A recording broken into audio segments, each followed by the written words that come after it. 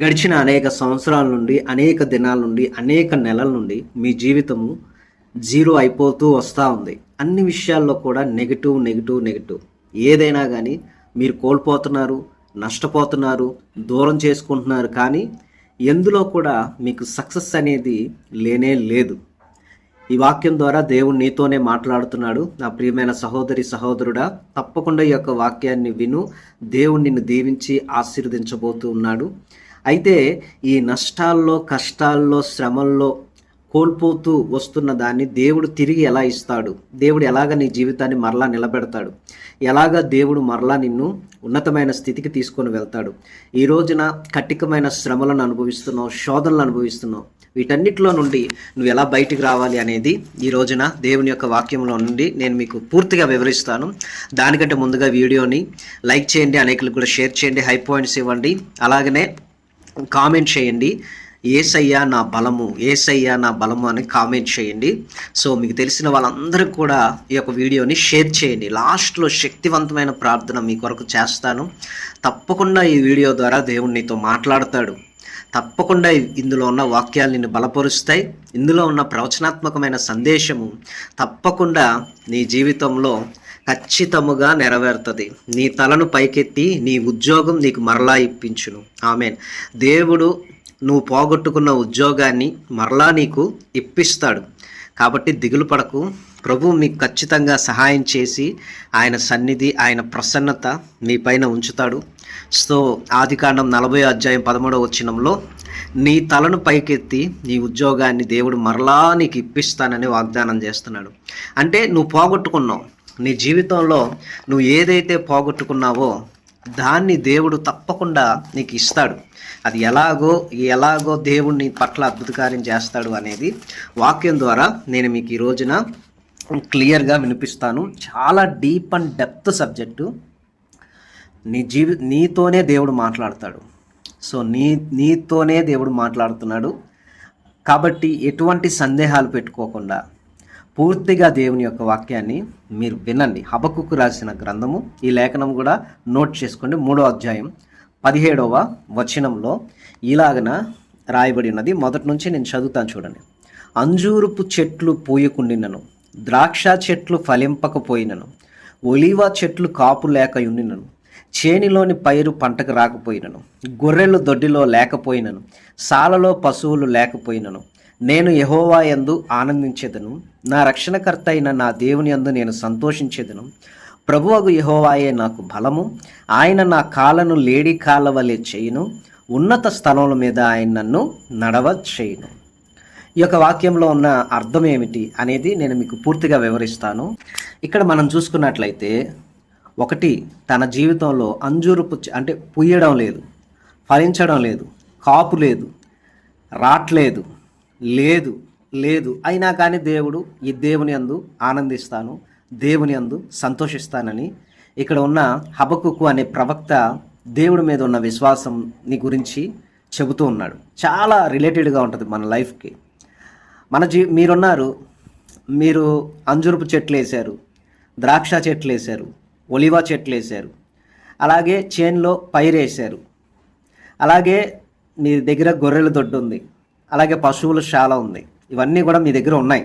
1, 2, 3, 4, 5, 6 రకాలైన ఆదాయానికి 6 రకాలుగా మీరు కష్టపడుతున్నారు.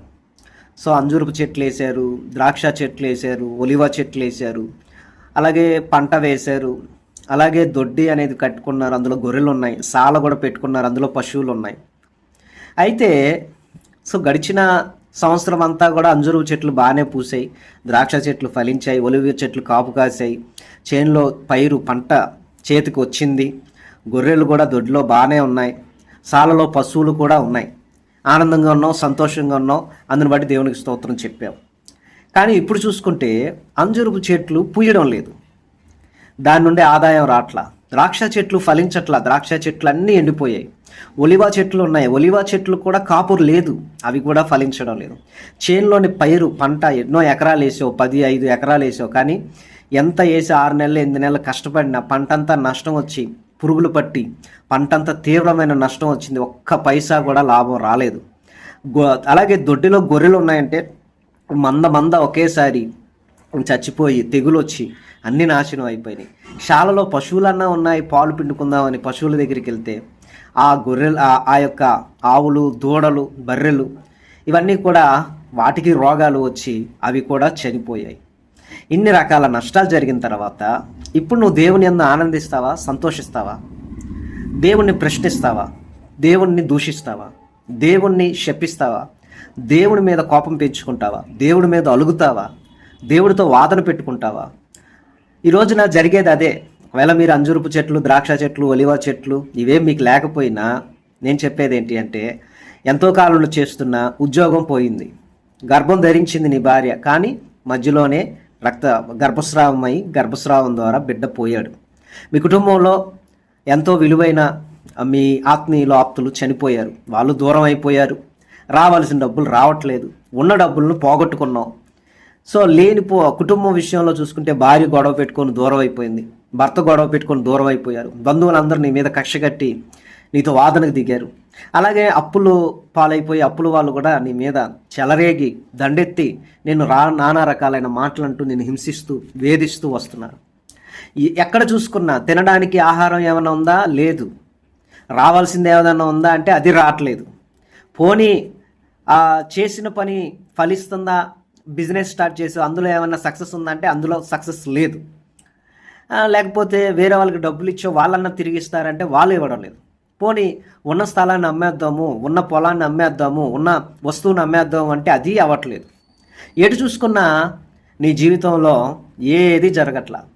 ఉపవాసం ఉండి ప్రార్థన చేస్తున్నావు, 3 రోజులు ఉపవాసం ఉన్నావు, 40 రోజులు ఉపవాసం ఉన్నావు, రోజుకు 3 గంటలు ప్రార్థన చేస్తున్నావు, ఉదయాన్న మధ్యాహ్నం రాత్రి ఎంత ప్రార్థన చేసినా, ఎన్ని వాక్యాలు చదివినా, ఎంతగా దేవుణ్ణి అడిగినా, ఎక్కడా చూసినా కానీ కనీసం జేబుల్లో కూడా డబ్బులు లేవు. బిడ్డల నాన్న ఆకలి, అందరూ ఆకలి ఆకలి ఆకలని అరుస్తూ ఉంటే ఆ కేకలకి నీకు పిచ్చెక్కిపోయి ఏం చేయాలో అర్థం కాక దేవుడి మీదకి వెళ్ళి అలిగావు. ప్రార్థన చేయడం మానేసావు. ప్రార్థన చేయడం మానేయడం ప్రార్థనాపరుడు యొక్క గుణలక్షణం కానే కాదు. వాక్యం చదవడం మానేసావు. ఎందుకు దేవుడు నాకు ఏం చేయట్లేదు అనేది. ఇక్కడ మీకు ఒక విషయం అర్థం కావట్లేదు. దేవుడు నిన్ను పరీక్షిస్తున్నాడు అన్న విషయం నీకు అర్థం కావట్లా. అంజూరపు చెట్లను పూయించట్లా దేవుడు, అవి ఎలా పోస్తాయి? ద్రాక్ష చెట్లు ఫలించద్దన్నాడు, అవి ఎలా ఫలిస్తాయి? ఒలివ చెట్లు కాపు లేకుండా దేవుడు చేశాడు, ఎలా కాపునిస్తాయి? చేనులోని పంట రాకుండా దేవుడు ఆజ్ఞాపించాడు, అది ఎలా వస్తుంది? గొర్రెలు దొడ్డిలో ఉండకూడదు అని చెప్పి దేవుడు ఆజ్ఞాపించాడు, అవి ఎలా ఉంటాయి? సాలలో పశువులు ఉండకూడదని దేవుడు చెప్పాడు, ఎలా ఉంటాయి? ఎందుకు? ఇవేం లేకపోయినా దేవుడు నీతో ఉన్నాడు, నువ్వు ఆయన్ని బట్టి ఆనందిస్తావేమో అని దేవుడు నిన్ను టెస్ట్ చేస్తున్నాడు. కానీ నువ్వేం చేస్తున్నావు తెలుసా? దేవుణ్ణి తిడుతున్నావు, సేవకులను తిడుతున్నావు, వాక్యాన్ని దూషిస్తున్నావు, మందిరానికి వెళ్లకుండా ఆగిపోతున్నావు. కష్టం వచ్చిందని, శ్రమ వచ్చిందని, బాధ వచ్చిందని ఈ రోజున కన్నీరు కార్చుకుంటూ అలిగి కోపంతో ఇక నేను బ్రతకను, చచ్చిపోతాను, ప్రార్థన చేయనీకి నేను ఆగిపోతాను, ఇక నాకు క్రైస్తవ్యం వద్దు, దేవుడు వద్దు, అసలు నీకు దేవుడే లేడు అనే పూర్తిగా భ్రష్టత్వానికి వచ్చేసావు. ఇది కరెక్ట్ అయిన పద్ధతి కానే కాదు. నీకు అన్నీ ఉన్నప్పుడు దేవుని స్తుతించడం కాదు, ఏం లేనప్పుడు దేవుని స్తుతించడం, అదే చాలా గొప్పతనం. తెలుసుకో. దేవుడు శోధిస్తాడు, జేబులో చిల్లిగవ కూడా లేకుండా చేస్తాడు. అలా నిన్ను వదిలేశాడని కాదు, అలా నిన్ను దేవుడు నడి రోడ్లో వదిలిపెట్టడు, అలాని దేవుడు నిన్ను నాశనం చెయ్యడు, నిన్ను పరీక్ష చేస్తాడు. ఆ సమయంలో నువ్వు ఎలాంటి మాటలు మాట్లాడతావో, ఎలాంటి పాటలు పాడుతావో, ఎలా ప్రార్థన చేస్తావో, ఎలా వాక్యం చదువుతావో, అసలు దేవుడి మీద నీకు ప్రేమ ఉందా లేదా అనేది దేవుడు టెస్ట్ చేస్తాడు. అసలు దేవుడి మీద నీకు నమ్మకం ఉందా లేదా అనేది టెస్ట్ చేస్తాడు. నువ్వు కూడా ఇవేమీ లేకపోయినా నేను దేవుడి యందు ఆనందిస్తాను, దేవుడి యందు నేను సంతోషిస్తాను, దేవుడు నాతో ఉన్నాడు, ఆయన నాకు బలముగా ఉన్నాడు, నా కాళ్ళను లేడి కాళ్ళ వల్లే చేస్తాడు, నన్ను ఉన్నత స్థలాల మీద దేవుడు తీసుకొని వెళ్తాడు. ఒక లేడీ కొండ మీద బండల మీద పరిగెత్తిద్ది. ఎలా పరిగెత్తిద్ది అంటే అది ఎంత భయంకరంగా ఉన్నా కానీ చెంగున ఎగురుకుంటూ వెళ్ళిపోతుంది. ఆ లేడి కాళ్ళకు ఉన్న బలం అలాంటిది. నిన్ను కూడా ఈ సమస్యల్లో నుండి, ఈ శ్రమంలో నుండి, ఈ బాధల్లో నుండి, ఈ వేదనల్లో నుండి దేవుడు ఎలాగోలాగా తప్పించేసేస్తాడు. ఈ లోయలు, ఈ కొండలు, ఈ శ్రమలన్నిటిలో నుండి దేవుడు నిన్ను తప్పిస్తాడు. కానీ నీ యొద్ద నుండి దేవుడు కోరుకునేది ఏంటంటే నమ్మకము. ఈ సమయంలో దేవుణ్ణి ప్రేమించడం, దేవుని యొద్ద మేలు అనుభవించడం కాదు, కీడు కూడా వస్తుంది. కొన్ని సందర్భాల్లో భయంకరమైన పరిస్థితులు ఎదుర్కోవాల్సి వస్తుంది. ఇది దేవుడు నిన్ను పరిశోధిస్తాడు, పరిశోధించి దేవుడు నిన్ను తెలుసుకుంటాడు. దేవుడు టెస్ట్ చేస్తాడు. 10th క్లాస్ ఎగ్జామ్స్ రాసేటప్పుడు వాళ్ళందరికీ టెస్ట్ పెడతారు. ఎందుకు టెస్ట్ పెడతారు అంటే అందులో నుండి ప్రమోషన్ ఇచ్చి ఇంకో క్లాస్లోకి వెళ్ళడానికి, అంతేగాని కిందకు పంపించాలని కాదు. అయితే నిన్ను దేవుడు ఎందుకు శోధిస్తున్నాడు అంటే నిన్ను ఇంకా ప్రమోట్ చేయబోతున్నాడు, ఉన్నతమైన స్థితికి దేవుడు తీసుకెళ్లాలని ఈ కష్టాలన్నీ వస్తున్నాయి. ఏం రావట్లేదు, ఏమీ జరగట్లేదు, అన్ని జనులకు అన్నీ జరిగిపోతున్నాయి, మాకేం జరగట్లేదు అని చెప్పి ఇలాగా ప్రభువును వదిలేసి ప్రార్థన చేయడం మానేసి భ్రష్టత్వాన్ని పొందుకుంటున్నాం. ఈ సమయంలో దేవుణ్ణి దూషిస్తున్నాం. ఈ సమయంలో దేవుణ్ణి ఆరాధించాల్సింది పోయి దేవుణ్ణి దూషిస్తున్నాం, దేవుణ్ణి శపిస్తున్నాం. శాపాన్ని తెచ్చుకోవద్దు, రోగాల్ని తెచ్చుకోవద్దు. ఈ సమయంలో దేవుణ్ణి వదిలేసి వేరే వేరే ప్రాంతాల దగ్గరికి వెళ్ళి అన్ని జనులతో కలిసిపోయి అన్ని జనులతో సావాసం చేసి అన్ని జనుల్లో మిళితమైపోతున్నాం. వదిలేసి వచ్చిన శ్రాపగ్రస్తమైన జీవితంలోకి మరలా వెళ్ళిపోవాలని ప్రయత్నం చేస్తున్నాం. దేవుడి దగ్గర జరగనిది వేరే దగ్గర ఎక్కడైనా జరుగుతుంది? ఎక్కడా ఈ ప్రపంచంలో జరగదు.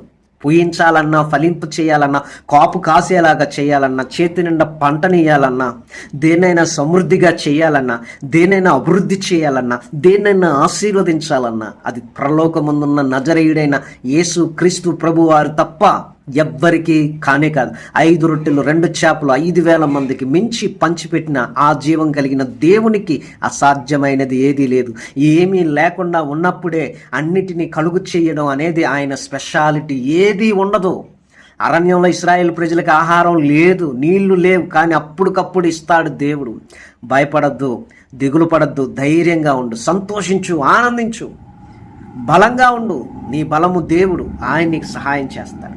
కాబట్టి దిగులు పడకు, ప్రార్థన చేయడం మానద్దు, ఉపవాసం ఉండడం మానద్దు. పరిస్థితులన్నీ మారిపోతాయి. ఎండాకాలం వెళ్ళిపోయిన తర్వాత వర్షాకాలం వచ్చినట్లు ఖచ్చితంగా నీ జీవితంలోనికి ఆశీర్వాదపు దినాలు వస్తాయి. దిగులు పడద్దు, దేవుడు నిన్ను ఆశీర్వదిస్తాడు. దేవుడు నీ తలను పైకెత్తుతాడు. నీ ఉద్యోగాన్ని నీకు దేవుడు మరలా ఇప్పిస్తాడు. మంచి ఉద్యోగం దేవుడు నీకు కలుగు చేస్తాడు. భయపడకు. ఈ సమయంలో నీ కొరకు ఒక చిన్న ప్రార్థన. మహాపరిశుద్ధుడా, నీ బిడ్డలను దీవించి ఆశీర్వదించండి. తిరిగి ఉద్యోగాన్ని బిడ్డకి ఇప్పించండి. అలాగే అప్పుల్లో విడుదల దయచేయండి.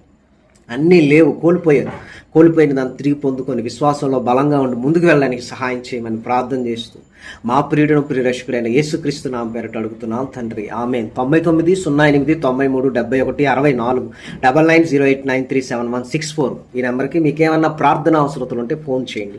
అలాగే ఫోన్పే, గూగుల్ పే, పేటిఎం ఈ నెంబర్కి ఉంటుంది. మేము చేస్తున్న ఒక చిన్నపాటి పరిచర్యకి అలాగే పరిశుద్ధుల అక్కర కొరకు మీ వంతుగా ప్రభు మిమ్మల్ని ప్రేరేపించిన కొలది ఈ యొక్క పరిచర్యకి మీ వంతుగా స్పాన్సర్ చేయండి. తప్పకుండా దేవుడు నిన్ను నీ కుటుంబాన్ని దీవించి ఆశీర్వదిస్తాడు. సో నువ్వు ఇచ్చే ప్రతి కానుకకు దేవుడు నీకు రెట్టింపు దీవెన ఇస్తాడు. ఇది నమ్ము. సో నువ్వు చేయి ముడుచుకున్నంత కాలం నీ జీవితంలో కూడా దేవుడు చేయి ముడుచుకొనే ఉంటాడు. కాబట్టి దేవుడు ఆజ్ఞాపించిన ప్రకారంగా చేయి. దేవుడికి ఇచ్చినప్పుడు దేవుడు నిన్ను దీవిస్తాడు. అది ఎంతైనా నీ హృదయానుసారంగా ఇచ్చినప్పుడు దేవుడిని దీవిస్తాడు. సో దేవుడు మిమ్మల్ని మీ కుటుంబాన్ని దీవించి ఆశీర్వదించును గాక. God bless you.